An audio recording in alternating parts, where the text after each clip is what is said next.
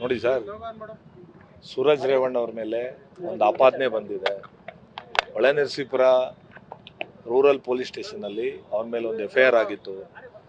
ಅದಕ್ಕೆ ಮೊದಲು ಇನ್ನೊಬ್ಬ FIR ಮಾಡಿದ್ದ, ಆಪಾದನೆ ಮಾಡಿದ್ದ ಶಿವಪ್ರಕಾಶ್ ಅವರು. ಯಾರಿಗೆ ಕಂಪ್ಲೇಂಟ್ ಕೊಟ್ಟಿದ್ದಾರೆ ಮತ್ತು ಕಂಪ್ಲೇಂಟ್ ಕೊಟ್ಟಿದ್ದಾರೆ ಅವರಿಬ್ಬರ ಮಧ್ಯೆ ಯಾವಾಗ ವಿಚಾರ ಬಂದಿದೆ ಈಚೆಗೆ, ಸೂರಜ್ ರೇವಣ್ಣ ಅವರು ಈ ಒಂದು ಆಪಾದನೆ ಬಂದ ಮೇಲೆ ನಾನೇ ನ್ಯಾಯಾಲಯಕ್ಕೆ ಗೌರವ ಕೊಟ್ಟು ಈ ನೆಲದ ಕಾನೂನನ್ನು ಗೌರವಿಸಬೇಕು ಅಂತ ಹೇಳಿ ಪೊಲೀಸ್ ಸ್ಟೇಷನಲ್ಲಿ ಏನು ನನ್ನ ಮೇಲೆ ಆಪಾದನೆ ಬಂದಿದೆ ಅಂತಕ್ಕಂಥ ವಿಚಾರ ಕೇಳಲಿಕ್ಕೆ ಬಂದಾಗ ಅವರೇ ಈ ನೆಲದ ಕಾನೂನು ನಾನು ಏನು ನನ್ನ ಮೇಲೆ ಆಪಾದನೆ ಇದೆ ಅದ್ರ ಬಗ್ಗೆ ಯಾವ ಆಪಾದನೆ ಇದೆಯೋ ಆ ಆಪಾದನೆ ಬಗ್ಗೆ ಅವರೇ ಯಾವ ರೀತಿ ತನಿಖೆ ಮಾಡಬೇಕು, ನೀವು ನಾನು ಈ ನೆಲದ ಕಾನೂನಿಗೆ ನಾನು ಬೆಲೆ ಕೊಡಬೇಕು ಅಂತ ಹೇಳಿ ಬಂದಾಗ ಅವರನ್ನು ಕಸ್ಟಡಿಗೆ ತೊಗೊಂಡಿದ್ದಾರೆ.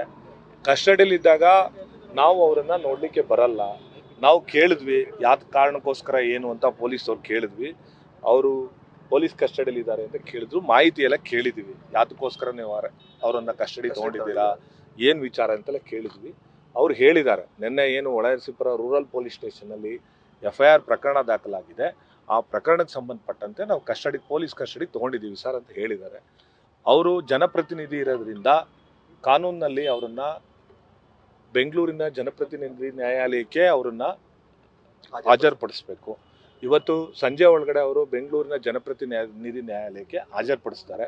ಮುಂದಿಂದು ನಾವು ಕಾನೂನಿನಾತ್ಮಕವಾದಂತಹ ಏನು ಪರಿಹಾರಗಳಿದೆ ಅದನ್ನು ನಾವು ಪೊಲೀಸವ್ರಿಗೆ ಹೇಳಿದ್ದಾರೆ. ಸಂಪೂರ್ಣವಾಗಿ ಅವರು ತನಿಖೆಗೆ ಸಹಕರಿಸ್ತಿದ್ದಾರೆ ಅಂತ ಹೇಳಿದ್ದಾರೆ. ಆ ಕಾರಣಕ್ಕೋಸ್ಕರವಾಗಿ ನಾವು ಮುಂದಿನದನ್ನು ನ್ಯಾಯಾಲಯದಲ್ಲಿ ಮುಂದುವರಿಸ್ಕೊಂಡು ಏನು ಕಾನೂನಿನ ಇದಿದೆ ಅದರ ಪ್ರಕಾರ ಹೋಗ್ತೀವಿ ಸರ್.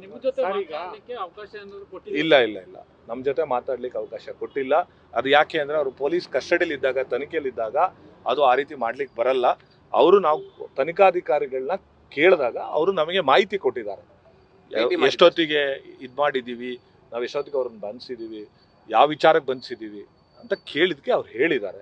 ಅವರು ಪೊಲೀಸ್ ತನಿಖೆಯಲ್ಲಿದ್ದಾರೆ. ಅವ್ರನ್ನ ಇವತ್ತು ಸಂಜೆ ಅಲ್ಲಿ ಇದರಲ್ಲಿ ಬೆಂಗಳೂರಿನಲ್ಲಿ ಅವ್ರನ್ನ ಸ್ಪೆಷಲ್ ಕೋರ್ಟಲ್ಲಿ ಪ್ರೊಡ್ಯೂಸ್ ಮಾಡೋದ್ರಿಂದ ಅಲ್ಲಿ ನಾವು ಅವ್ರನ್ನ ಹೋಗಿ ಭೇಟಿ ಮಾಡಿ ಬೆಂಗಳೂರು ನಾವು ಅವ್ರನ್ನ ಭೇಟಿ ಮಾಡಿ ಠಾಣೆಗೆ ಭೇಟಿ ಕೊಟ್ಟಾಗ ಈಗ ಒಂದ್ ಮಾತು ಹೇಳಿದ್ರೆ ಅವರೇ ಸ್ವತಃ ಬಂದು ವಿಚಾರಣೆಗೆ ಅಂತ ಬಂದಿರೋ ನಂತರ ಅವರು ಅರೆಸ್ಟ್ ಆಗಿದ್ದಾರೆ. ಹೌದು, ಈ ಬಗ್ಗೆ ತಾವೇನಾದ್ರೂ ಯಾಕೆ? ಇಲ್ಲ ಸರ್, ಈ ನೆಲದ ಕಾನೂನು ಏನಿದೆ ಅದನ್ನ ಗೌರವಿಸಲೇಬೇಕಲ್ವಾ ಸರ್. ಅವರು ಈಗ ಈ ನೆಲದ ಕಾನೂನಲ್ಲಿ ಏನಿದೆ ಅವ್ರಿಗೆ ಅಷ್ಟು ಆತ್ಮವಿಶ್ವಾಸ, ನಾನೊಬ್ಬ ಜನಪ್ರತಿನಿಧಿಯಾಗಿ ಜನರ ಮುಂದೆ ನಾನು ಮಾಡಲಾಗಿರ್ಬೇಕು. ನನ್ನ ಮೇಲೆ ಆಪಾದನೆ ಬಂದ ಮೇಲೆ ನಾನು ಯಾಕೆ ತನಿಖೆಗೆ ಸಹಕರಿಸಬಾರ್ದು, ನಾನು ಯಾಕೆ ಜನರಿಗೆ ತಪ್ಪು ಸಂದೇಶ ಹೋಗ್ಬಾರ್ದು. ನನ್ನ ಮೇಲೆ ಒಂದು ಆಪಾದನೆ ಬಂದಿದೆ, ಆ ಆಪಾದನೆಗೆ ನಾನು ಕಾನೂನು ರೀತಿಯಲ್ಲೇ ಉತ್ತರ ಕೊಡ್ತೀನಿ ಅಂತಕ್ಕಂಥ ಮಾತನ್ನ ಹೇಳಿದ್ದಾರೆ. ಸರ್, ಇದು ಯಾವ ವಿಚಾರ ಬ್ಲಾಕ್ ಮೇಲು ಮತ್ತೊಂದು ಏನು ಗೊತ್ತಿಲ್ಲ ಸರ್. ಎಲ್ಲ ತನಿಖಾ ಹಂತದಲ್ಲಿರೋದ್ರಿಂದ ತನಿಖೆಯಿಂದ ನಾನು ಮಾಧ್ಯಮದ ಮುಖೇನ ಕೇಳ್ಕೊಳ್ತಕ್ಕಂಥದ್ದಿಷ್ಟೇ, ಸತ್ಯಾಸತ್ಯತೆಯನ್ನ ದಯಮಾಡಿ ಇದರಲ್ಲಿ ಈಚೆಗೆ ತನ್ನಿ ಅಂತಕ್ಕಂಥದ್ದನ್ನ ನಾನು ನಿಮಗೆ ಕೈ ಮುಗಿದು ಮನವಿ ಮಾಡ್ತೇನೆ. ಈ ವಿಚಾರದಲ್ಲಿ, ಈ ಪ್ರಕರಣದಲ್ಲಿ ಒಬ್ಬ ವಕೀಲನಾಗಿ ಅಲ್ದಲೇನೆ ಸತ್ಯಾಸತ್ಯತೆಗಳು ಈಚೆಗೆ ಬರಬೇಕು.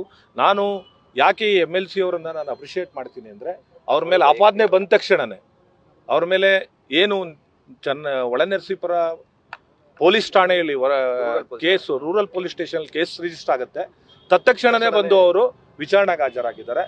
ನಾನು ಈ ನೆಲದ ಕಾನೂನನ್ನು ಅವರು ಗೌರವಿಸಿದ್ದಾರೆ. ಮುಂದೆ ಏನು ಕಾನೂನಾತ್ಮಕ ಹೋರಾಟ ಇದೆಯೋ ಮಾಡ್ತಾರೆ ಸರ್. ಗೊತ್ತಿಲ್ಲ ಸರ್, ಶಿವಕುಮಾರ್ ವಿಚಾರ ಮತ್ತೊಂದು ವಿಚಾರ ನನಗೆ ಗೊತ್ತಿಲ್ಲ. ಈಗ ಗೊತ್ತಿರ್ತಕ್ಕಂಥದ್ದು ಇಷ್ಟೇ, ನಾನು ಆ ತನಿಖಾಧಿಕಾರಿಯವರಿಂದ ಮಾಹಿತಿ ಕೇಳಿದ್ದೀನಿ. ಅವರು ಇವತ್ತು ಸಂಜೆ ಒಳಗಡೆ ಬೆಂಗಳೂರಿನ ಈ ಜನಪ್ರತಿನಿಧಿ ನ್ಯಾಯಾಲಯದ ಈ 42ನೇ ACMM ಕೋರ್ಟ್ಗೆ ಪ್ರೊಡ್ಯೂಸ್ ಮಾಡ್ತಾರೆ. ಅವರು ಹೊಡ್ತಾರೆ, ಈಗ ಊಟ ಮಾಡ್ಕೊಂಡು ಹೊಡ್ತಾರೆ ಸರ್. 2 ಗಂಟೆಗೆ. ಸೊ ನಾವು ಅವ್ರನ್ನ ಈ ಕ್ಷಣದಲ್ಲಿ ಇವತ್ತು ಇಲ್ಲಿ ಠಾಣೆ ಒಳಗಡೆ ನಾವು ಭೇಟಿ ಮಾಡ್ಲಿಕ್ಕೆ ಬರಲ್ಲ. ಯಾಕೆ ಅಂದ್ರೆ ಅದು ತನಿಖೆಯಲ್ಲಿದ್ದಾಗ ನಮಗೆ ಎಲ್ಲಿ ಪವರ್ ಇದೆ ಅಂದ್ರೆ ನಾವು ಕೋರ್ಟಿನ ಅನುಮತಿಯನ್ನ ತೆಗೆದುಕೊಂಡು ಮಾಡಬೇಕು. ಈಗ ಆ ಕಾರಣಕ್ಕೋಸ್ಕರವಾಗಿ ನಾವು ಅವ್ರನ್ನ ಭೇಟಿ ಮಾಡಿಲ್ಲ. ತನಿಖಾಧಿಕಾರಿಯವರ ಕೊಠಡಿಯಲ್ಲಿ ತನಿಖಾಧಿಕಾರಿಯವರನ್ನ ಭೇಟಿ ಮಾಡಿ ಸಂಪೂರ್ಣವಾದ ಮಾಹಿತಿಯನ್ನು ಪಡೆದು ಬಂದಿದ್ದೀವಿ. ಅವ್ರು ಹೇಳಿದಿಷ್ಟೇ, ತನಿಖೆಗೆ ಸಹಕರಿಸ್ತಾ ಇದ್ದಾರೆ ಸರ್, ನಾವು ಬೆಂಗಳೂರಿಗೆ ತಗೊಂಡೋಗಿ ಪ್ರೊಡ್ಯೂಸ್ ಮಾಡ್ತೀವಿ ಅಂತ ಹೇಳಿದ್ದಾರೆ. ಮುಂದೆ ಕಾನೂನಾತ್ಮಕವಾಗಿ ಏನು ಹೋರಾಟ ಇದೆಯೋ ಅದು ನಾಳೆಯಿಂದ ಕಾನೂನಾತ್ಮಕವಾಗಿ ನ್ಯಾಯಾಲಯದಲ್ಲಿ ಹೋರಾಟ ಮಾಡ್ತೀವಿ. ಇಲ್ಲ ಡೈರೆಕ್ಟ್ ಬೆಂಗಳೂರಿಗೆ ಹೋಗ್ತಾರೆ. 377 ಏನಿದೆ ಅದು ನಾನ್ ಬೇಲಬಲ್ ಅಫೆನ್ಸು. ಸೊ ಆ 377 ಅವ್ರು ಇನ್ವೋಕ್ ಮಾಡಿರೋದ್ರಿಂದ 377 ಅದರಲ್ಲಿ ಇರೋದ್ರಿಂದ ಅವರು ಕೋರ್ಟ್ನಲ್ಲಿ ನಾವು ಯಾವ ರೀತಿಯಾಗಿ ನಮ್ಮ ವಕೀಲರು ಟೀಮ್ ತಂಡ ಏನು ಇದು ಮಾಡುತ್ತೆ ಅದು ನ್ಯಾಯಾಲಯ ಪರಿಗಣಿಸುತ್ತೆ. ಸರ್ ನ್ಯಾಯಾಲಯದಲ್ಲಿ ನಾವು ಒಂದು ಲೀಗಲ್ ಟೀಮ್ ಇದ್ದೀವಿ, ನಮ್ದೊಂದು ಲೀಗಲ್ ಟೀಮ್ ಇದೆ. ಲೀಗಲ್ ಟೀಮಲ್ಲಿ ಬೆಂಗಳೂರವರು ನಾವು ಎಲ್ಲ ಸೇರಿ ಅದಕ್ಕೆ ಯಾವ ರೀತಿಯಾಗಿ ನಾವು ಮುಂದುವರಿಬೇಕು ಮುಂದುವರಿತೀವಿ. ಪಿಟಿಷನ್ ಇನ್ನು ಫೈಲ್ ಮಾಡೇ ಇಲ್ವಲ್ಲ, ಇನ್ನು ಪ್ರೊಡ್ಯೂಸೇ ಮಾಡಿಲ್ವಲ್ಲ, ಈಗ ಇನ್ನು ತನಿಖೆ ಹಂತದಲ್ಲಿದೆ, ಯಾರನ್ನೂ ಪ್ರೊಡ್ಯೂಸ್ ಮಾಡಿಲ್ಲ, ಯಾವುದನ್ನು ನಾವು ಪಿಟಿಷನ್ ಹಾಕಕ್ ಬರಲ್ಲ, ನಾವು ಅವ್ರನ್ನ ಭೇಟಿ ಮಾಡಕ್ಕೂ ಕೂಡ ಬರಲ್ಲ. ಈಗಿನ ತನಿಖಾ ಹಂತದಲ್ಲಿ ನಾವು ಕೋರ್ಟ್ ಪರ್ಮಿಷನ್ ತಗೋಬೇಕು, ಕೋರ್ಟ್ ಒಳಗಡೆ ಅವ್ರಿಗೆ ಮಾತಾಡ್ಲಿಕ್ಕೆ ನಮ್ಗೆ ಅವಕಾಶ ಕೊಡ್ತಾರೆ, ಅಲ್ಲಿ ನಾವು ವಕಾಲತ್ ಹಾಕಿ ಮಾಡ್ತೀವಿ ಸರ್. ಮನೆಗೆ ಪ್ರೊಡ್ಯೂಸ್ ಅವ್ರು ಹೋಮ್ ಆಫೀಸ್ ಸರ್. ನಮ್ಮ ಲೀಗಲ್ ಟೈಮಲ್ಲಿ ನಾವು 10 ಜನ ಇದ್ದೀವಿ ಸರ್. ಅದರಲ್ಲಿ ನಮ್ಮ ಇನ್ನೊಬ್ರು ವಕೀಲರು ಬೆಂಗಳೂರು ನಮ್ಮ ಅರುಣ್ ಅಂತಿದ್ದಾರೆ, ನಾನು ಅವ್ರಿಗೂ ಮಾಹಿತಿ ಹೇಳ್ತೀನಿ ಹಿಂಗೆ ಎಷ್ಟೊತ್ತಿಗೆ ಕರ್ಕೊಂಡು ಬರ್ತಾರೆ ಅಂತ. ಇಲ್ಲಿ ಪ್ರೊಡ್ಯೂಸ್ ಮಾಡಿದ್ರೆ ನಾವು ಅಪಿಯರ್ ಆಗ್ತಿದ್ವಿ, ಈಗ ಅಲ್ಲಿ ಪ್ರೊಡ್ಯೂಸ್ ಮಾಡೋದ್ರಿಂದ ಅಲ್ಲಿ ಅಪಿಯರ್ ಆಗ್ತೀವಿ. ಅದು ನಮಗೆ ಗೊತ್ತಿಲ್ಲ, ಅದು ಕಾನೂನಾತ್ಮಕವಾದಂತ ಕೋರ್ಟಿನ ನಡವಳಿಕೆನ ನಾನು ಹೇಳಕ್ ಬರಲ್ಲ. ಅವರು ನಾನ್ ಬೇಲಬಲ್ ಅಫೆನ್ಸ್ ಇರೋದ್ರಿಂದ ಕೋರ್ಟ್ ಮುಂದೆ ಪ್ರೊಡ್ಯೂಸ್ ಮಾಡಲೇಬೇಕು, ಮಾಡ್ತಿದ್ದಾರೆ. ಇಟ್ ಈಸ್ ಅದು ಪ್ರೋಸೆಸ್ ಆಫ್ ಲಾ. ಈ ಪ್ರೋಸೆಸ್ ಆಫ್ ಲಾದಲ್ಲಿ ಅವ್ರು ಏನ್ ಮಾಡ್ಬೇಕು ಅಂದ್ಕೊಂಡಿದ್ರೆ ಅದು ಮಾಡಿದ್ರು. ಥ್ಯಾಂಕ್ ಯು, ಎಲ್ಲರಿಗೂ ಧನ್ಯವಾದಗಳು. ನ್ಯೂಸ್ ಫಸ್ಟ್ ನಿರ್ಭೀತಿಯಿಂದ ನಿಮ್ಮ ಪರವಾಗಿ.